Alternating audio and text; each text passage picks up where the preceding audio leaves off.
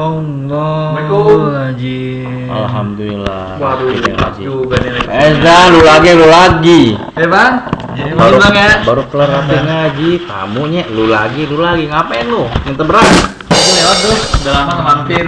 Nggak kebetulan nih, pas lagi ngaji nih, mau curhat juga nanti dulu. Jangan ngaji dulu. Ya elah tuh. Lu ngaji dulu. Biar manfaatnya lu datang. Biar manfaatnya lu datang. Ya dulu kan tahu sendiri gua masih belum lancar juga ngaji. Makanya lu gua suruh ngaji biar lu bisa ngaji begitu.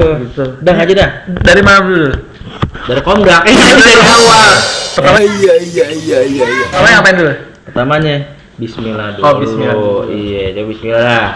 Bismillahirrohmanirrohim. Nah, udah lu kenal alif-alifan enggak nih? Saya coba dulu ya. Coba dah. Alif bataba. Bismillah dulu. Ngaji melo. Coba aja. Bismillah dulu. Jantungan dulu di situ. Iya, udah 3 orang lo dibawa ke PL nih ngaji sama gua. Kenapa dulu? Corona kali ya. Udah. Bismillahirrohmanirrohim.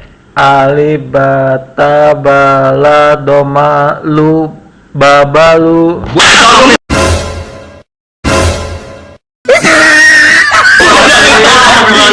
Babalu jangan dipikirin, babalu udah 2 hari ngaji nggak pulang-pulang. Terus baca begitu tuh ya, salah tuh. Udah lu kagak pantas ngaji udah. Kata coba apa lu begini? Makanya Ini Bang Dul kan udah setahun corona juga nih, pandemi. Di kampung aneh yang biasanya anak bocah-bocah habis maghrib pada ngaji, sekarang musola sepi, masjid sepi. yang bener nih. Itu deh yang gue heran. Lu kalau lihat di pasar masih rame, lu lihat di stasiun masih rame. Gue kesel. Tapi gue bingung yang gue salin siapa. Yang tadi gue bilang semua rame, tapi ngapa sekolah sepi? Ya kan?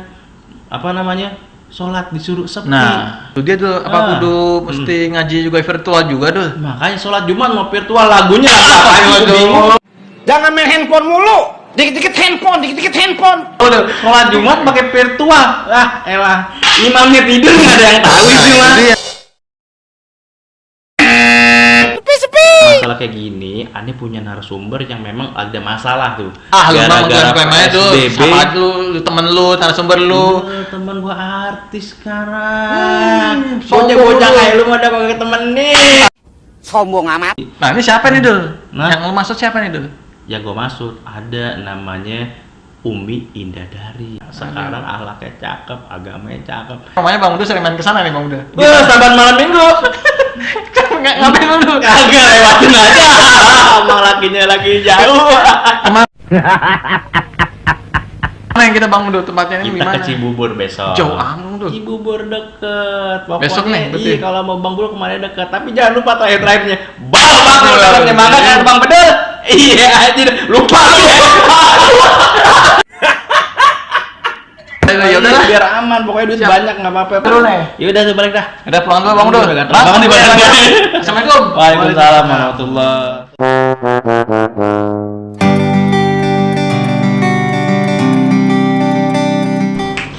Assalamualaikum warahmatullahi wabarakatuh. Ketemu lagi sama Ane Bang Bedul. Bawa bakul dalamnya mangga. Kalau ada Bang Bedul, iya aja dah. Nah kali ini kita lagi di suatu tempat yang teman-teman mungkin sering lihat di media-media sosial. Masalahnya apa dan kita bahas apa? Masih meneruskan episode-episode sebelumnya, gak jauh dari pandemi. Bang Bedul, Itu yang ngajakin aneh kemana nih tuh? kita akan ajak nih sesuatu memang agak sedikit berbeda. Siapa yang kita wawancara hari ini dengan program PSBB di episode 4? Siapa sih Nah, siapa lagi kalau bukan Teh Indah. Pokoknya cepat terbang di dunia. Udah banyak lah ya kita lihat. Teh Indah itu siapa mungkin teman-teman udah pada tahu. Saksiin dan pantengin terus. Jangan lupa like, subscribe, and share di program Motor Imo PSBB, pesan santuy Bang Bedul. di channel Imo Siar Jurnalis. Oke, langsung aja yuk kita ke narasumber yang. Assalamualaikum Teh. Waalaikumsalam. Oh gini, aneh kan harus di jalan kayak gini. Tunggu dulu ya. Aneh mau banget Bang Bayu pisau tuh mau ganti style lu. Nah, kalau gini kan udah pas Bang Bedul, ya nggak? Oh my god. Lu jadi ketua pejabat sih.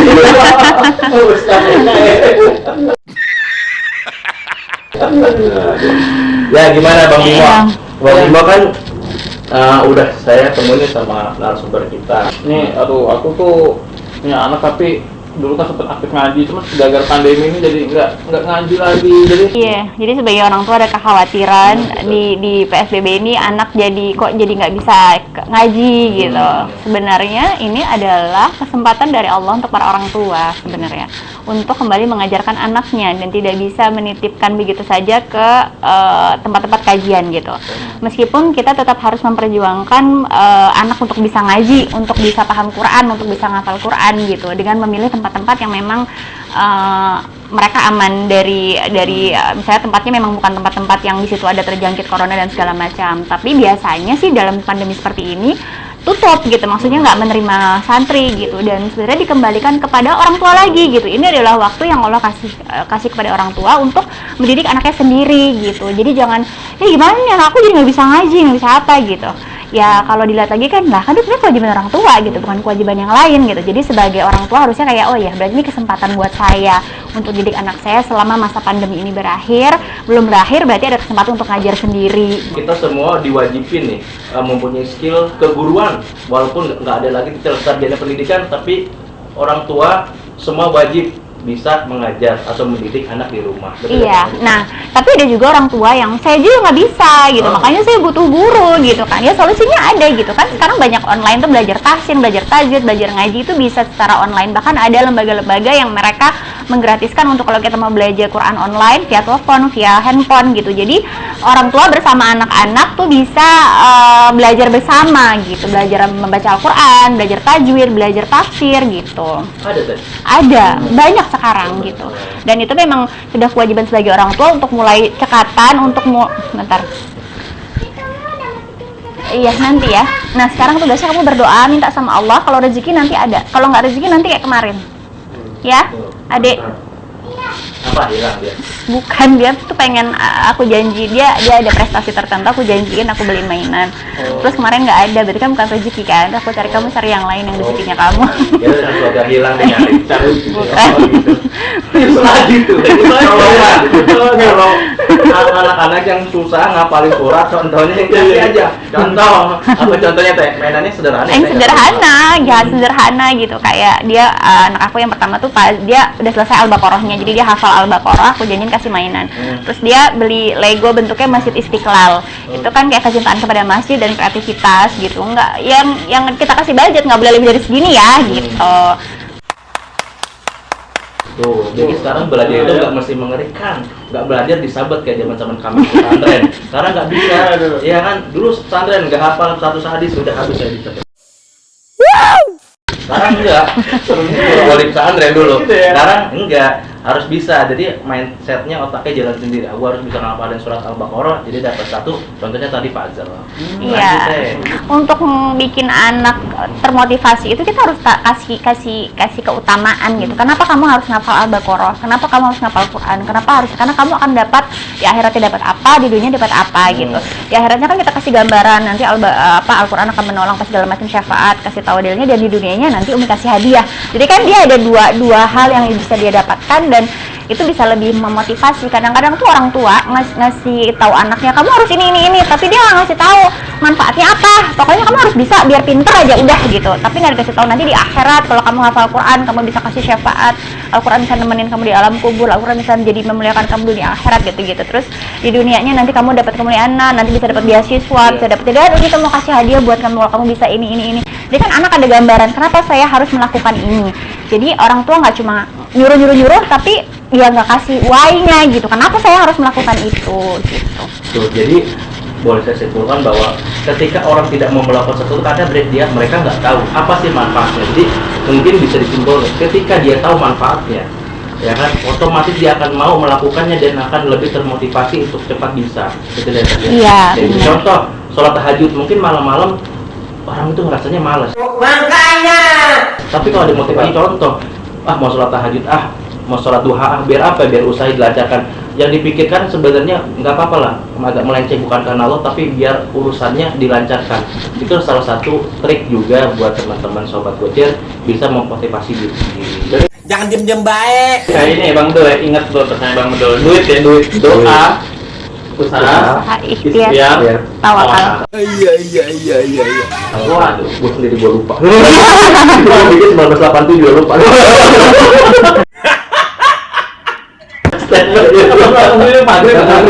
Oke, lanjut. Jadi kan kita memang banyak banget efek dampak terkait COVID. Tapi ada salah satu solusinya kita by online. Nah, salah satunya itu. Nah, pertanyaan selanjutnya teh.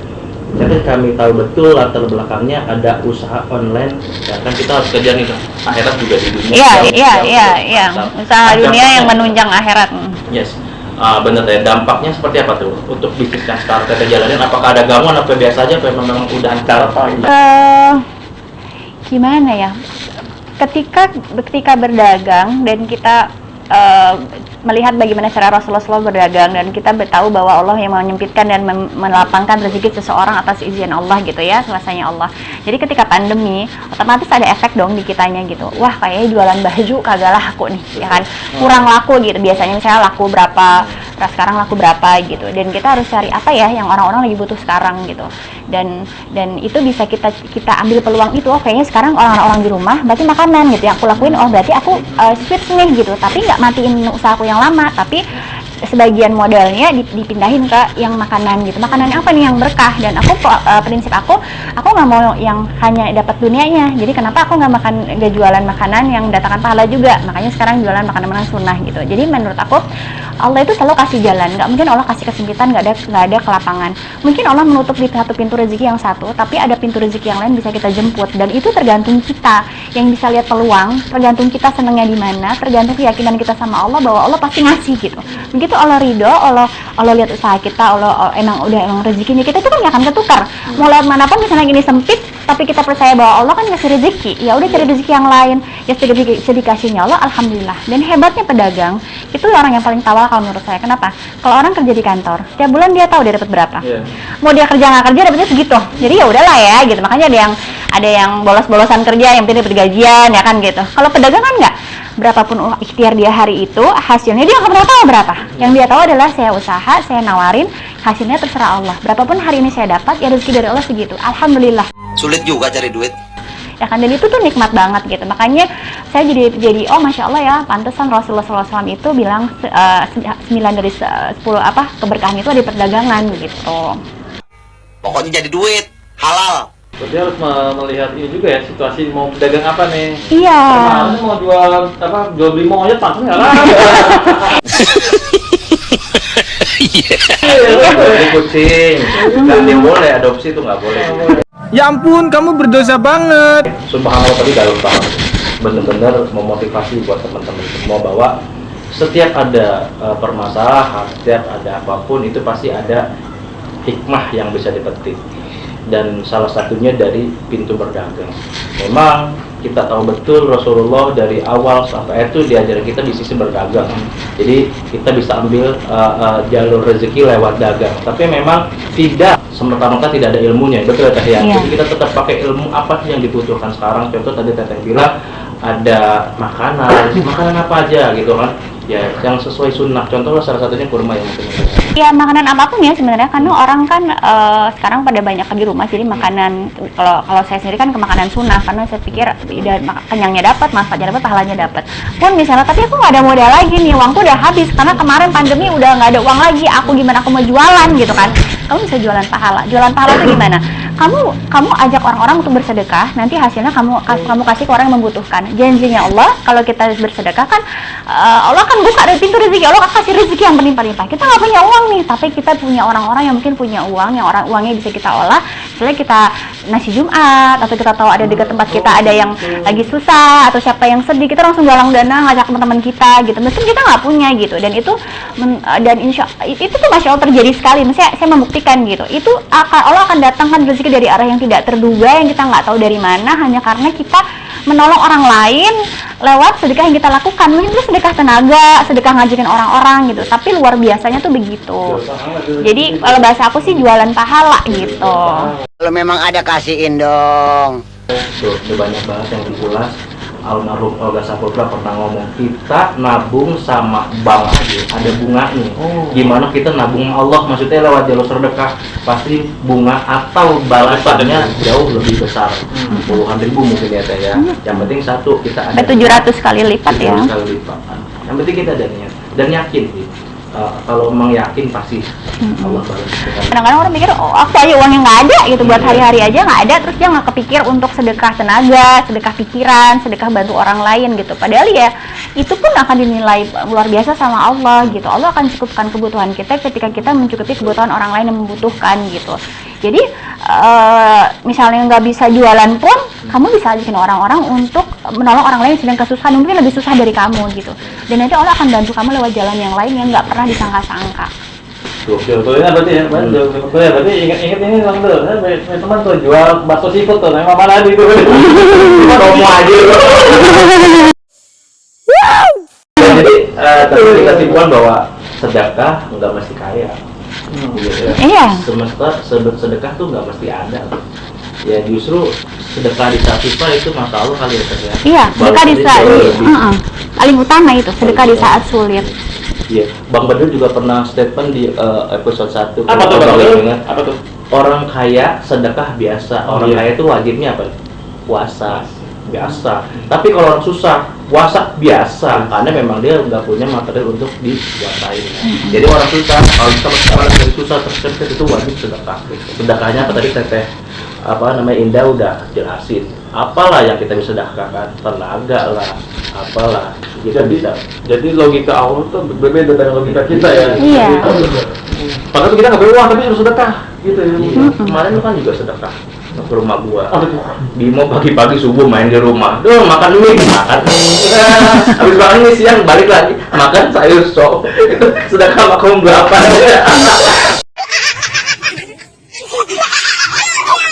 Sedekah banget. Sedekah ngasih makan kamu masalah itu ya. Iya. Nggak punya pikiran lagi pulang negara.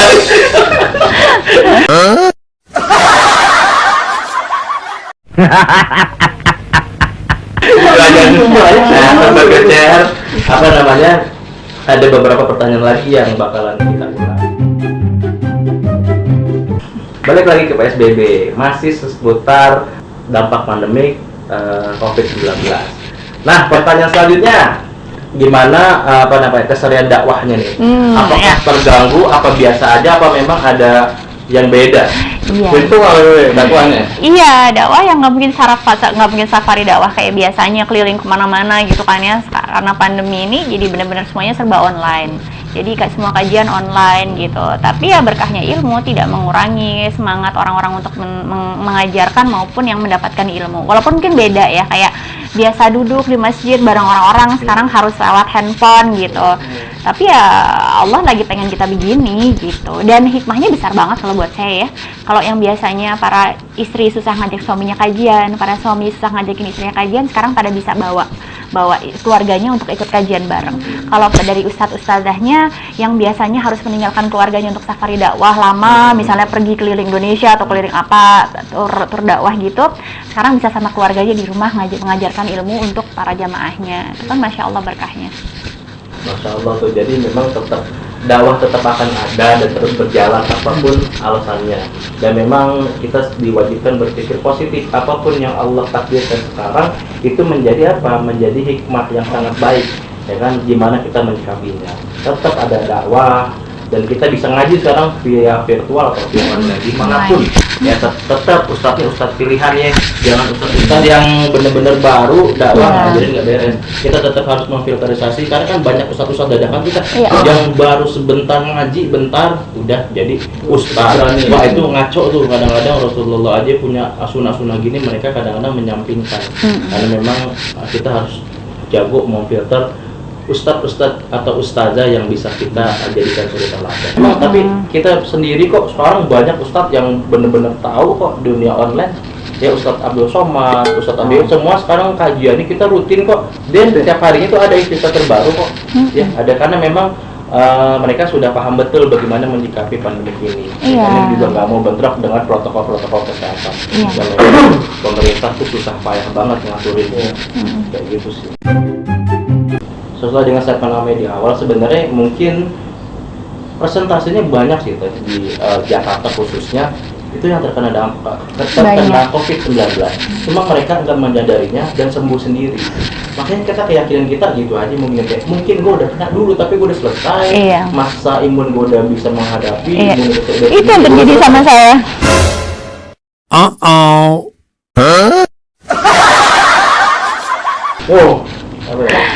Iya, itu yang terjadi sama saya waktu awal. Kan saya ada autoimun ya, ada autoimun. Terus dari semua gejala saya ada.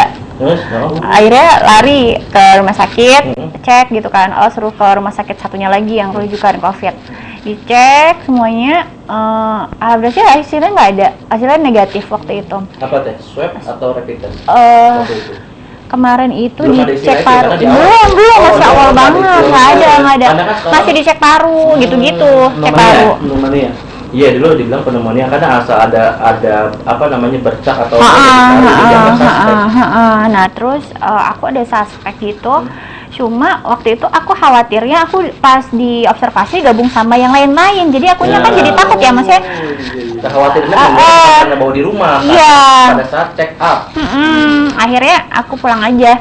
Pulang terus ya karena memang kalau buat aku rugi banget kalau berobat tapi nggak mendatangkan pahala, jadi cari yang rekomendasi dari Rasul, makan apa gitu. Akhirnya aku ikhtiar pakai itu, alhamdulillah atas izin Allah ya sembuh gitu. Dan memang dari sekarang, jadi kamu kemarin kena corona nggak mungkin kena, tapi karena aku ya udahlah ya gitu, maksudnya nggak jelas juga kemarin hasilnya gimana karena bener-bener karena mungkin saking banyak yang datang terus ini ngeblank, terus akunya juga udah nggak mikirin lagi, terus berpikir bahwa ya sakit gugurin dosa, terus ikhtiar aja dengan perbanyak taubat, perbanyak amal sholih, terus berikhtiar dengan cara-cara yang Allah ridhoi, pengobatannya sembuh alhamdulillah. Terus kalau udah kena udah di suspek itu ada batin ngedrop gitu, apa pasrah atau gimana sih?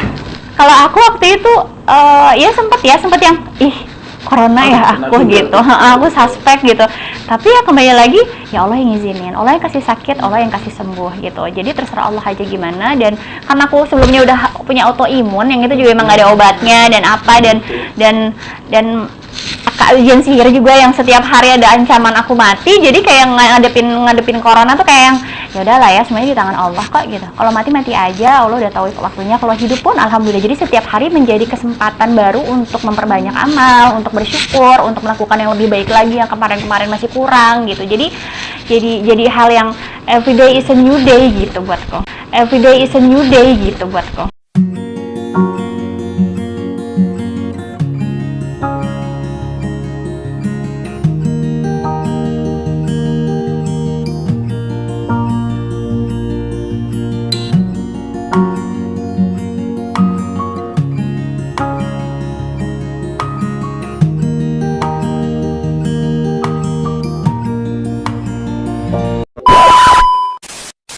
Berarti nggak terima banyak tamu atau enggak, waktu itu memang ya? enggak bahkan kan udah lama nggak ketemu suami juga gitu, karena kan kasihan dia juga ya gitu, dia kan di Singapura, sini juga susah, apalagi Singapura ketat banget juga gitu, terus akunya yang begini, jadi ya dinikmati alhamdulillah.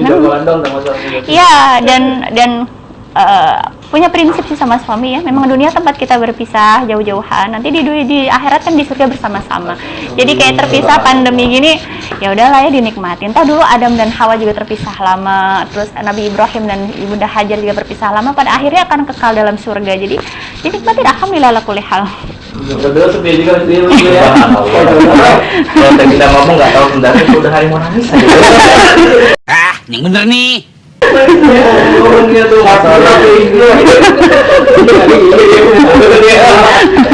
jadi boleh saya simpan bahwa ketika mendapatkan suspek tadi itu nggak terlalu bersedih, memang berpikir cerdas bahwa orang yang cerdas itu adalah yang selalu mengingat akan kematian. Jadi nggak pernah menakutkan akan kematian karena kematian itu di atas muka. Yang pertama, yang kedua dan selanjutnya tadi dengan tetap menjaga diri, melindungi diri dan ikhtiarnya tetap ada. Tapi kalau dari keluarga sempat kayak gimana? Kayak ada orang yang pernah kena juga, mungkin minta motivasi atau gimana itu pernah sih kayak gitu? Ya, ada nggak sih jamaah? Ada jamaah. Terus gimana nih? Minta solusi apa yang harus dilakukan biar nggak panik? Iya. Sama sobat-sobat gojek juga biar tahu nih yang suspek kita harus melakukan apa nih? Iya, dari sisi ketika agama? yang suspek, ya pertama terima dulu takdirnya. Karena semakin kita nggak terima takdir bahwa Allah takdirkan kita kena tersuspek gitu, ya akan semakin berat buat kita gitu, dan akan semakin parah juga sakitnya. Jadi terima dulu takdirnya. Innalillahi wa inna ilaihi raji'un. Jadi terima dulu takdirnya. Yang kedua ikhtiar. Terus doa dulu minta kesembuhan sama Allah, dan sadari segala penyakit itu adalah anugerah. Kenapa? Karena Allah menggugurkan dosa-dosa. Kalau itunya udah kena ke depannya kan enak ya, bahwa memang ya udah berarti selama masih 14 hari ini misalnya aku isolasi mandiri, berarti sepanjang itu dosaku lagi digugurkan. Terus ikhtiar itu tetap, jangan udah mentang-mentang udah ya udahlah pasrah aja, serah Allah, kalau mati kalau enggak, tapi nggak ikhtiar gitu kan. Ada yang begitu kan, pergi nggak pakai masker, udah tahu suspek malah pergi-pergi ke tempat orang, cipika-cipiki, main-main apa segala macam. Iya, salah juga gitu. Tawakal tuh nggak begitu gitu. Kita tetap ikhtiar juga, dan kadang-kadang orang lupa bahwa ikhtiar kita yang baik itu pun mendatangkan pahala. Jadi beda sama orang yang dia ikhtiar nggak ikhtiar dalam rangka untuk dia taat sama pemerintah, itu kan ada pahalanya juga dari Allah kan gitu. Jadi kan taat ulil amri gitu. Terus karena orang lupa itu sehingga nggak peduli, dan ketika misalnya ada yang tertular kan kita menzalimi orang lain gitu. Jadi tetap ikhtiar dengan cara yang baik, jaga di rumah aja, makan makanan yang memang bernutrisi, yang meningkatkan imun, yang memang menyembuhkan gitu. Terus makanan sunnah yang direkomendasikan oleh Rasul gitu, dan nikmatin aja hari-harinya gitu. Ya alhamdulillah gitu. Menurut aku sih justru orang bersyukurlah kalau masih dikasih sakit gitu. Itu kan awal-awal corona itu ya, di mana sekarang batuk bersihnya udah wah corona itu Lagi candaan. Jauh mas. Bahasa kita menyaksikan bahwa definisi tawakal itu enggak hanya udahlah gue pasrah, enggak. Tapi definisi tawakal itu benar-benar ikhtiar, berusaha menghindari dengan mematuhi peraturan pemerintah. Karena memang di dalam instansi pemerintah itu kan berisikan banyak fatwa, ada MUI-nya, nggak sembarangan. Iya. Ketika orang nggak sholat berjamaah, pemerintah nggak bisa sembarangan bikin jalan jamaah dulu. Kalau dia nggak punya fatwa dari MUI, nggak akan pernah melaksanakan. Iya. Jadi pemerintah berisikan dari orang-orang para pakar yang memang ahli kesehatan dan ahli agama. Jadi sekali lagi sobat Gocer harus tahu betul intisari dari tawakal. Kalau itu sih begini ya menurutku, berpikir bahwa kita jangan sampai menzalimi orang lain gitu. Mungkin kitanya nggak apa-apa, tapi kan mungkin orang lain imunitasnya nggak sekuat kita gitu. Sehingga ketika kita menzalimi orang lain, tiba-tiba dia kena gara-gara kita, kan kita juga kena dosanya gitu. Dan kita berhak menjaga diri kita untuk nggak mencelakai orang lain gitu kan. Jadi itu salah satu bentuk ikhtiar, salah satu bentuk perjuangan yang bisa kita lakukan di pandemi ini, dengan tidak mencelakakan orang lain akibat ulah kita yang bersantai-santai nggak mau ikut protokol kesehatan di masa pandemi. Tuh, ikhtiar kita bukan hanya untuk kita. Ketika kita memakai masker, kita itu adalah pengusahakan biar orang sendiri nggak kena orang lain nggak kena. Betul ya, Iya. Oke, cukup mungkin ya Bim ya. Ya, jadi kan Bang Imo jadi tahu nih, taruh dari yang teteh ngasih soal tetap tetap ikuti, cuman tetap ngaji gitu ya untuk anak. Terus juga belajar juga nih untuk berbisnis juga ya kan, bisnis pemula gitu kan. Ya, tadi kita udah gitu ya. ulas tuh gimana bisnis sebagai pemula di saat pandemi. Yang pertama, yang kedua ada gimana caranya kita berdakwah atau melihat dakwah di era pandemi ini. Terus kita tadi udah saksikan juga gimana cara menyikapi ketika kita sudah divonis suspek COVID-19.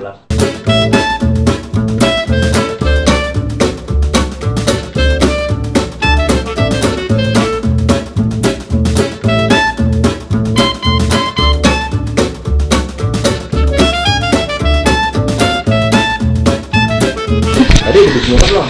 Kalau belum bismillahirrahmanirrahim. Iya. Jadi ketika kita Kalau lupa, bismillahirrahmanirrahim. Jadi itu usaha kesehatan yang memakan usaha gini-gini dong santai deh. Dulu pernah rusak ibu. Rusaknya ngapain dulu? Sudah selesai, banyak banget tadi yang kita ulas, makanya masya Allah subhanallah pokoknya. Aduh gue bingung. Cek Instagram tuh. Oh iya, cek Instagram Indah apa teh? Indah dari bukan Mbak Indah dari. Mbak Indah dari itu buat Mbak Indah dari itu yang usaha fashion. Oh. Kalau IG aku sendiri Indah dari. Indah dari huruf kecil semua sama. Huruf kecil semua. Instagramnya hanya di Indah dari. Kan banyak yang di belakang Indah dari apa nih, banyak yang Iya. gitu. Saya yakin kok sobat gocet habis nonton kita punya channel Langsung banyak yang berubah. luncur. Karena banyak banget yang tadi kita bahas. Wah, habis ini kita bakalan nyari lagi nih, Bim. Betul. Yang model-model kayak Teh Indah nih. Karena bener-bener resep banget nih, Bim. Saya yakin nyari buat apa dulu nih? Ya, buat kita ambil manfaat. Kan banyak kan tadi mau Izotul Hasanah yang banyak banget kita bisa simpulin. Bang Bedul lagi biasanya nih di closing statement itu akan menyimpulkan beberapa. Cuma pusing nih tadi banyak. Nanti gue udah ngadain dulu nih apa nanti baru kesimpulan orang di tempat. Biasanya kan kalau dari kesimpulan cuma ada 4 atau 5 poin ya karena ini masalah Allah dan Termasuk soal Instagram, kalian nggak akan nemuin wajah aku di Instagram. gitu. Nggak ada ya. Nasdi.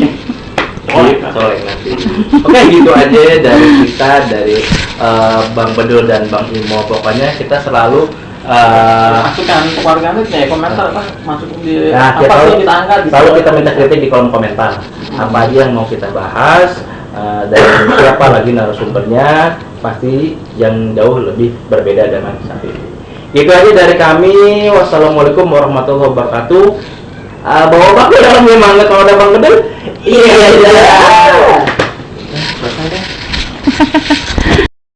Iya, jedah.